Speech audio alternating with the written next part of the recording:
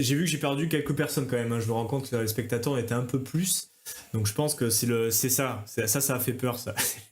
C'est les maths et les émissions, mais je pense que c'est important de savoir d'où ça vient, en fait, certaines parties. Et quand t'es staker sur Roots, bah, d'où ça vient, en fait, bah, c'est des ventes de tokens alpha qui viennent te rémunérer. Et quand t'es staker sur les DTO directement, ça va être les émissions, donc qui sont assez agressives.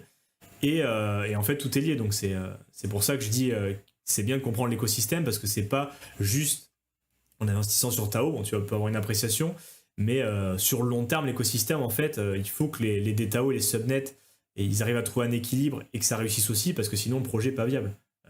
Tout l'aspect incubateur, tu as compris la vision, hein, c'est vraiment donner de plus en plus de part aux subnets et à ces mécanismes qui sont en train d'être modifiés parce que bon, voilà, c'était pas censé être capé, ils viennent de le recaper parce qu'ils sont toujours un peu dans le développement. Et là, pour le coup, contrairement à Bitcoin, on va en parler maintenant, c'est pas du tout gravé dans le marbre, hein. Bon, ils ont fait quelques références, les 21 millions, le halving, parce qu'il faut savoir aussi, et ça on n'en a pas parlé, mais je vais pas vous prendre la tête maintenant, mais sachez que, vous l'avez aussi en fait, hein, dès la première, dès le premier, dès la première ligne et le premier calcul avec les Tao qui sont inversés, un Tao et un halving schedule. Donc là, pour l'instant, vous pouvez le voir. Alors, il y a des sites qui viennent de voir, je ne vais pas vous les partager, mais sachez que vous pouvez le voir, parce que je ne les ai pas sous la main, je les avais mis dans le groupe d'ailleurs. On est en février 2026, parce que Tao, comme Bitcoin, va avoir un halving, donc en début d'année prochaine.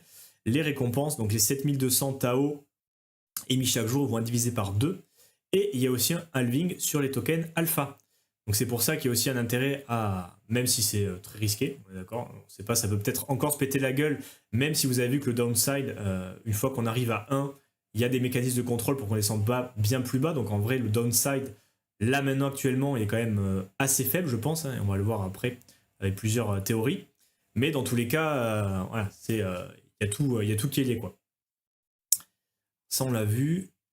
Et voilà, avec le lien avec Bitcoin, on va faire ça et après l'autre. Euh, et c'est vrai que pour le coup, ceux qui investissent sur les subnets, et moi le premier, tu as tendance à regarder un peu le prix quand même, hein. C'est ce qui t'intéresse en tant qu'investisseur. Mais on a tendance à oublier des fois tout ce qui est le but long terme, ce qu'on vient de voir en fait, hein, la vision long terme du projet, qu'est-ce que c'est. Et pour le coup, c'est vrai que DTAO, ça a été lancé il y a 4 mois. Et au final, si on aime comparer, alors c'est vous qui le dit, il y en a qui perdent, qui ont perdu les Tao, il y en a d'autres qui profitent de l'API, mais c'est quand même difficile, et c'est rigolo en même temps d'avoir des gens qui comparent BitTensor à Bitcoin, on dirait c'est le Bitcoin de l'IA, c'est 21 millions, il y a le halving, c'est quasiment tout pareil, c'est une nouvelle chance à Bitcoin, mais d'un autre côté, oubliez qu'en fait Bitcoin ça existe depuis 2009 et que les vrais gros gains et la démocratisation c'est arrivé en 2017 en gros. Donc bon, ça fait 4 mois versus 8 ans. Bon, il faut peut-être un peu de patience. Même si on est d'accord, c'est pas exactement la même chose, hein. Je pense bon, ils ont été un peu malins au niveau marketing aussi de mettre certains trucs, parce que bon, pour le coup, le projet est complexe, mais le fait qu'il y ait quand même des éléments de familiarité avec les 21 millions, le halving, ça peut aider un petit peu à comprendre. Mais effectivement, si tu te promets dans cet horizon-là, au final, voilà, le temps, le challenge aussi que Bitcoin, tout ce qui a dû se cogner, Bitcoin, c'est pas un token de cycle 1, Tao, c'est le cas. Donc, voilà, si tant est qu'on est là pour le long terme, qu'on a compris le projet et tout, bah, très certainement, c'est pas en 4 mois qu'on va arriver sur le même statut que Bitcoin. Donc, voilà, encore une fois, patience, et on l'avait évoqué. Là, on écoute, on est suivi, c'est cool. Ce qui reste, je pense que ça peut vous apporter quelque chose parce qu'il n'y a pas, c'est assez difficile de rentrer. C'est toujours compliqué en fait. À quel niveau de détail on rentre. Donc voilà, j'essaie et pour le coup, il y a pas mal de chaînes qui se spécialisent en fait ou qui parlent de subnet en général. Et pour le coup, moi je conseille fortement la chaîne. J'en ai déjà parlé de Victor Crypto, hein.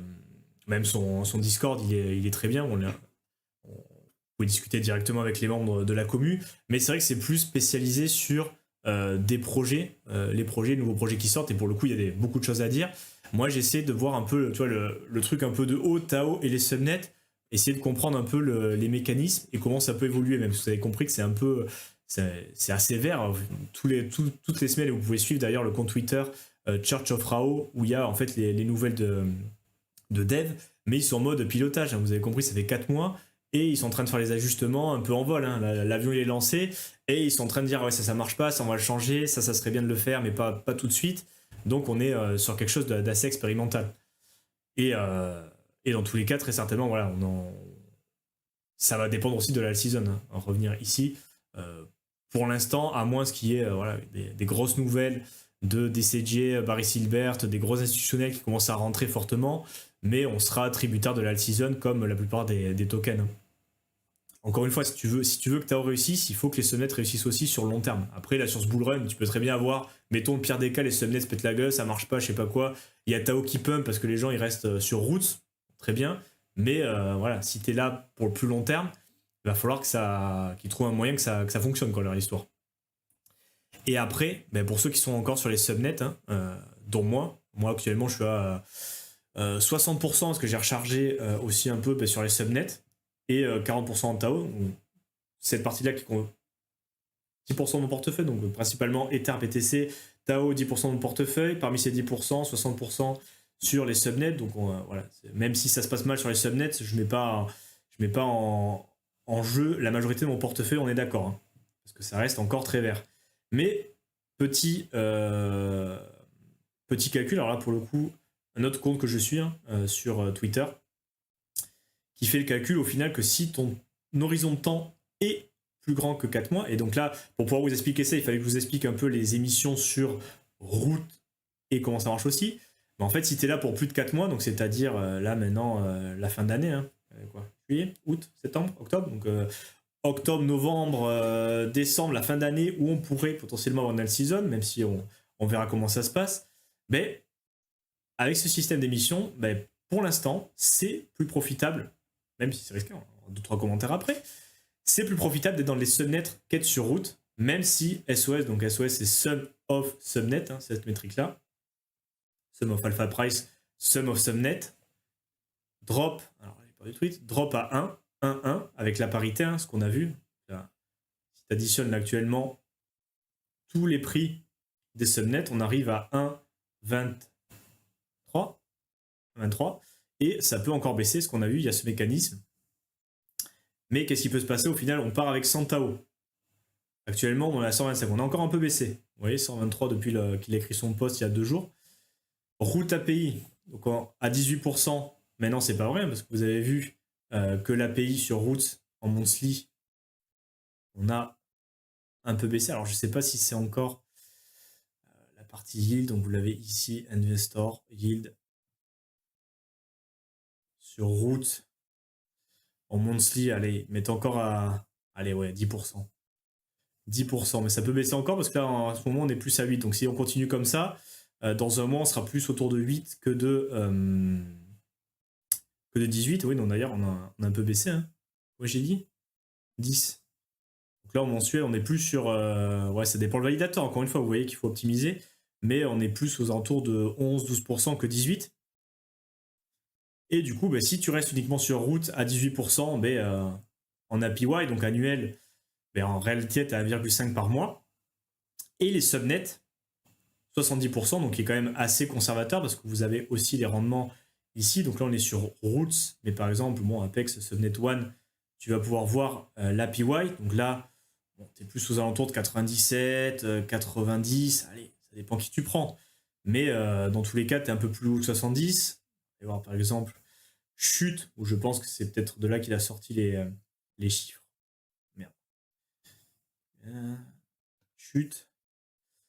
Ouais, 75 monthly, c'est peut-être de là qu'il prend. Et au final, tu es à 5,83 par mois. Si on a, parce que là, il se met dans un scénario qui est quand même possible, hein, où on a le sum des alphas, sum, du coup, considérez-le comme en français ou en anglais, hein, donc le sum sur les alphas, la somme des alphas qui tombe à 1, ben, on prend encore 20%. Donc après 3 mois, si on est resté sur Roots, ben, nos 100 Tao se transforment en 104. Avec le 20% DIP, hein, concrètement, les 1,23 qui se transforment en 1, ben, tu perds sur le papier 6 Tao. Hein. Tes 100 Tao, maintenant, ils sont 94,8 Tao. C'est ce qui se passe pour les gens qui sont sur les subnets, hein, notamment une partie de mes lignes. Je suis rentré notamment trop sur Gradient. et même en rachetant, en fait, j'ai toujours un prix d'achat, je suis sous l'eau. Donc là, mes Tao initiales, ils en ont moins. Mais je profite de l'APY qui en ce moment est 56, il est où à 70% aussi. Donc là, pour le coup, 70%, il est plutôt juste. 70%. Mais au bout de 6 mois, au final, si on garde ces métriques, c'est-à-dire route, et là on a vu en plus, on va prendre 18%, mais on a vu que ça avait bien baissé, et 70%, ça dépend les subnets, mais on est souvent un peu plus au-dessus. Donc là, c'est quand même assez conservateur ce qu'il démontre. Hein. Et bien au final, à partir du 6e mois, donc type fin d'année, route, tu continues de prendre tes rendements, tu es à 109%, et les subnets, tu es à 111. Donc au final, même si le prix, et le problème c'est que le prix n'arrête pas de baisser petit à petit, mais on a vu qu'à partir de la parité 1, il y a des mécanismes pour arrêter que ça baisse et que ça se maintienne. Donc même si le prix se maintient et à 1, c'est-à-dire il n'y a aucune spéculation, c'est juste les émissions et personne n'investit trop sur les subnets, tu vas quand même engranger ton API important, au moins jusqu'au halving.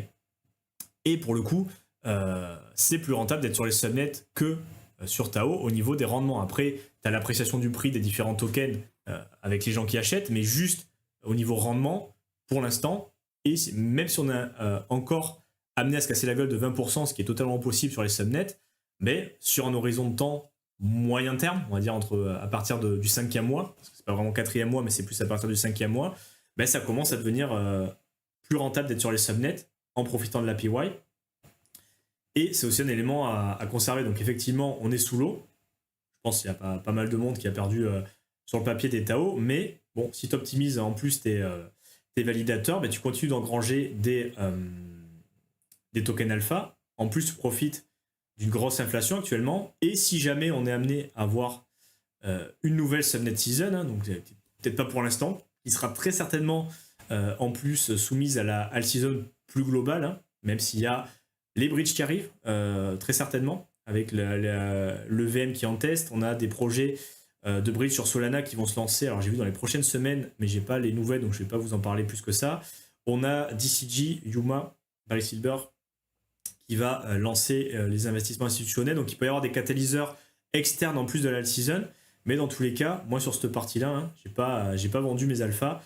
Je profite juste de l'APY. Bon, je pleure un peu sur les Tao, mais encore une fois, dans la conception, je me dis, si le projet est amené à marcher, et notamment à la faveur de la alt season, si on repasse en positif ici, hein, sur le Fear and Greed, et qu'on repasse avec la réserve au-dessus des Tao injectés, donc c'est-à-dire qu'il y a des gens qui injectent de plus en plus, en plus des émissions, il y a des investisseurs qui sortent de route, qui lâchent leurs précieux Tao pour les mettre sur des subnets. En fait, tu auras profité pendant tous ces mois d'un gros APY et tu auras potentiellement doublé ton bag. Et là, tu peux vraiment faire du cumulé, même si c'est une stratégie risquée. Et c'est pour ça que je ne la conseille pas du tout à tout le monde. Et si vous voulez, pour l'instant, rester safe, encore une fois, hein, faire du staking sur route, même si les rendements sont en train de baisser, hein, parce que tout est lié, ou alors le protected alpha sur Montat Minds, et vous avez compris que tout ce qui est subnet, c'est beaucoup plus spéculatif, donc on en parle sur le groupe, je partage ce que je fais moi. Sachez aussi, je vous le donne en bonus pour ceux qui sont encore là, que vous avez depuis très peu les ordres limites sur Taostat, hein, parce que bien évidemment, vous pouvez échanger ici vos Tao, et maintenant ils ont ouvert une partie ici qui s'appelle limite. Donc vous cliquez là. Donc premièrement, il va falloir vous connecter. Donc là, j'ai pas le wallet, je vais pas le faire en direct, mais vous connectez votre wallet et surtout après pensez à ajouter des frais de gaz parce que du coup, ça va pas prendre vos Tao directement dans le portefeuille. Il y a pour chaque portefeuille une section où vous allez devoir envoyer les gaz. Donc vous rentrez directement le montant. Ne mettez pas trop parce qu'en fait, ils expliquent pour l'instant que c'est pas remboursable. C'est vraiment pour les ordres limites pour ce portefeuille. Vous allez envoyer, je sais pas, 0,05, 0,1 Tao pour les frais de gaz, mais une fois que vous les avez envoyés, vous les récupérerez pas parce qu'il y a des problèmes de remboursement ou il peut y avoir des vecteurs d'attaque. Donc pour l'instant, c'est pas habilité, mais sachez que maintenant, il n'y a plus besoin. Alors moi, je les ai pas utilisés, mais il y avait des scripts en off où tu pouvais faire des autres limites, mais là maintenant, bon, mais si tu veux, comme sur Index au final, hein, maintenant on a les ordres limites sur Tao et les subnets. Si tu vois quelque chose qui t'intéresse ou si tu dis, bah, chute par exemple, moi à 0,14 j'ai envie de l'acheter, bah, tu peux maintenant placer un ordre limite pour qu'à 0,14 acheter tant de chutes avec tant de Tao, régler le slippage, régler la MEV, donc c'est un ordre limite classique sur Index, et ça a été fait il y a quelques jours, donc c'est quand même assez sympa. Pour finir, je voulais quand même vous parler, parce que je suis en train de me rendre compte que j'ai oublié une partie. Pour le futur aussi, ce qui va être important, ça va être les revenus, parce que là, on avait vu cette partie-là, mais il y a une autre type de personne qu'on n'a pas encore contemplé ici, en fait. Hein. Ici, là, les validateurs. Ce que j'avais fait dans ma vidéo explicative, en fait, ben, tu as le owner, on l'appelait chef. Wow, tablette. Grosse kill. Donc là, les validateurs.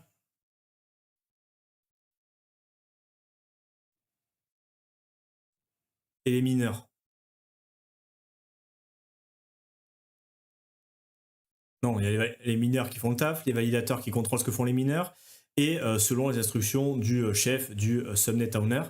Et nous, on interagit ici, hein, investisseurs, donc en final, Tao App, Tao Stat, c'est des validateurs qui font aussi un peu de mining, mais qui proposent des interfaces. Hein. C'est pas l'équipe Tao, BitTensor Foundation, eux, ils sont vachement sur le développement, mais ils n'ont pas d'interface. Donc en fait, tous les outils que je vous présente, c'est fait par des validateurs principalement, qui donnent accès avec de l'API, voilà, qui donne accès et qui développe ces outils qui sont bien pratiques pour la commu. Donc là, on a les investisseurs.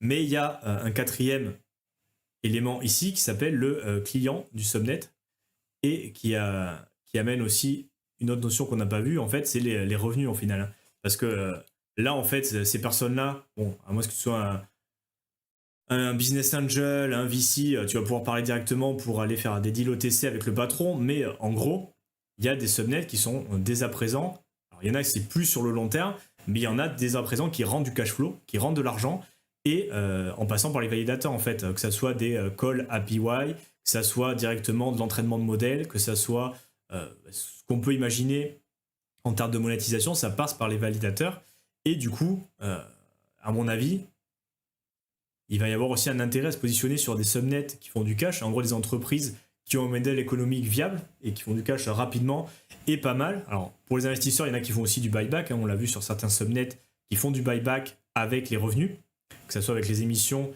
et les revenus, mais dans tous les cas, autre bonus, et là vraiment pour les 20 personnes qui ont suivi jusqu'au bout, vous avez ça que j'ai trouvé pas mal, donc SiamKid, un des plus gros VC sur Tao, qui a ouvert Revenue Search, donc qui est une plateforme un podcast où il interviewe des projets et il parle en fait de certains projets qui ont déjà des revenus. Donc en fait, Chute par exemple, Subnet, Metanova, Vidaio, donc ils ont commencé la série il n'y a pas si longtemps que ça. Ils en ont parlé à Proof of Talk, donc c'était en juin. Ça fait quelques semaines qu'ils ont lancé le truc. Et en fait, ils étudient les subnets, les revenus. Et très certainement, ça va être ceux qui vont performer, parce que les deux sources de revenus, vous l'avez compris, mais premièrement, c'est les émissions en alpha et en tau, hein, où ils vont en récupérer une partie, mais à long terme, au final, c'est pas suffisant, hein, parce que le prix de tau peut baisser, et le but, c'est vraiment incuber le projet, le lancer, et ensuite, potentiellement avoir une entreprise qui fonctionne bien, et du coup, le monétiser, et là où ça peut vraiment exploser, notamment les gros subnets, c'est là en fait, hein, où ils vont commencer à monétiser, notamment Rayon Labs qui a lancé la monétisation sur Chute. Ils sont en train de commencer à rentrer du cash. En plus des émissions et d'avoir la plus grosse partie des émissions de Tao, qui récupèrent de l'argent comme ça, mais ils sont en train de monétiser leurs produits. Et donc là, on pourrait avoir une autre étape avec les projets qui commencent à réellement gagner de l'argent, du cash, et donc potentiellement être rentable même sans Tao, hein, on va dire. On pourrait avoir des subnets, au final, si Tao est amené à pas marcher, il y a des subnets qui pourraient très bien vivre sans Tao, parce que il faudrait remplacer leur validateur, et notamment c'est celui de Subnet 44 qui échangeait avec SiamKid, qui disait en fait, ils avaient déjà fait les calculs, ça leur coûterait tant, et en 2 semaines, ils pourraient se relancer complètement en dehors de l'écosystème de Tao. Donc même si Tao et Thévenet et Bitensor, bon, ils n'arrivent pas à mettre en place leur vision, mais les entreprises qui sont dessus, s'ils ont du cash, s'ils ont bien fait les choses, ils peuvent se débrouiller sans Bitensor. Donc, à voir comment ça se passerait aussi au niveau des tokens alpha. On est dans de la théorie la plus globale, mais c'est quelque chose qui serait important et je pense que c'est aussi important de se focaliser plus que la hype là, parce que là, bon, vous avez vu que c'est pas fameux, mais sachez qu'il y a des projets qui travaillent sur source de revenus, qui bossent vite, bien, et à mon avis, ça sera eux qui seront quand même amenés à se démarquer parce que, comme à chaque fois, hein, gros revenus, en général, c'est étonnant que le marché rattrape pas ça. Donc j'ai perdu quand même pas mal de personnes, je pense depuis qu'on a commencé, on était un peu plus de 30, maintenant on est 19. Donc, j'espère que pour ceux qui sont restés jusqu'au bout de la petite tirade sur Tao, ça vous a paru intéressant. J'ai essayé de creuser un peu, c'est vrai qu'on n'avait pas trop parlé dernièrement, parce que essayer de comprendre plusieurs paramètres hein, pour le pourquoi du comment. Donc j'espère vous avoir apporté un peu de réponse par rapport à ce qui pouvait se passer. Pourquoi on pourrait être en situation, et si c'est pas la réponse, voilà, il peut se passer d'autres choses. Et maintenant, on va prendre quand même les questions. Pourquoi? Ah, il a son chapeau. Pourquoi j'ai plus de chapeau? Il faudra que je creuse l'histoire des chapeaux aussi. AV et Tao sont vraiment des gros projets sous-évalués. Ouais. Après, ils sont connus, tu vois. Ils sont dans le top 10, il n'y a pas de souci. Mais il y a le côté revenu, tu vois, qui est très présent sur Aave et Tao. Au final, si on veut que ça réussisse, pareil, il faut qu'il y ait des revenus. Il faut que les subnets, notamment, parce que c'est pas Tao en lui-même qui a des revenus, hein. Bon, t'as Roots, mais si on veut vraiment que ça soit vertueux, il faut que les subnets arrivent à se développer, que les investisseurs investissent dessus, parce que franchement, en termes de market cap, là vous pouvez le passer en dollars, c'est nada. Hein. Le premier subnet, 80 millions de market cap. C'est moins que que la plupart des mêmes coins quand ils se lancent. On avait des trucs avec des FDV à 600 millions, des choses comme ça. Là, ce qui est censé être le subnet le plus quali, avec le plus d'émissions sur Bitensor, on est en dessous de 100 millions. Donc c'est clairement, on est sur un low cap en fait. sur un low cap. Et c'est sûr, ben, tu vois, une Whales, parce qu'il y en a notamment Siam Kid, il est dans le top 10, le top 100 des plus gros Tao holders. Donc forcément, comment tu investis là-dessus quoi 0,14, le mec, s'ils ont 100, 200 000 Tao, même 1%, tu fais exploser le prix. Donc pour l'instant, c'est pas encore faisable. Et notamment, c'est lui qui avait partagé l'aspect que le retail sur Bitensor, on n'en avait même pas besoin. Juste avec les whales institutionnels, ça pourrait suffire s'il considère un peu comme capital risque au final. Et il faut vraiment voir ça comme des startup IA, juste qui se lancent à travers Tao, mais ça pourrait être aussi des projets one shot. Et peut-être que même si c'était lancé avec cette qualité, ces fondamentaux en dehors de Tao, actuellement ils auraient un prix différent parce que évalué de manière un peu différente. Hein. Le fait qu'ils soient dans l'écosystème Tao, ça implique aussi une courbe d'apprentissage qui est un peu différente, quoi.